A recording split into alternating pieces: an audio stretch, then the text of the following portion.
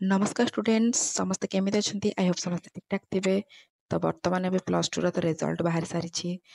समस्ते की केमिति कोन करछो कार अधिक होइछ तो कार कम अछि। तो जो मानकर भी कम अछि से मानक पे आज रे वीडियोटी जो माने भी भाबुचो ताकर कम हे जाइछि रिजल्ट तो से माने नियत चेकिंग कर परबे।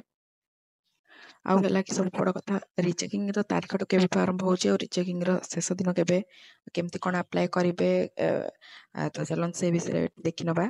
जो माने भी भाबुछ से मानकर कम अछि से माने केवल पकांतु और जो माने लागुनी जी जा लिखि से ही जानिबो ना मु केमति जानिबि कि कोन लिखिचंती सेटा तो से निजे ही जानितबे कि केमति कोन लिखिचंती। तो जो माने भी चाहूछ रिचेकिंग करबा पई निश्चित रिचेकिंग पके परिबे।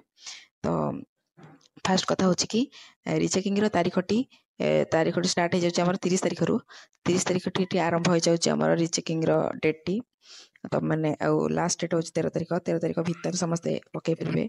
आ सब बड़ कथा होची कि रिचेकिंग रो फीस भी निया जाए कि हेले भी तमर मागेना चेकिंग करबेनी समस्त फीस नेबे 200 टंका फीस रहउची गोटे पेपर पई फीस रहउची 200 टंका।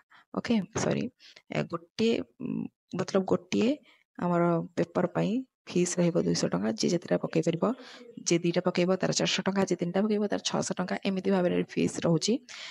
ओके आउ सब बड़ कथा होची कि जो माने भाबुछ कि समानकर कमिछि तो बहुत देखिबा को गले कि पिलांकर रहितबो एक रहितबो से माने भी रिचेकिंग कला पर ताकर 60 70 मार्क रहिछि पिला माने निश्चित भाबे बहुत बड़ कथा एटा।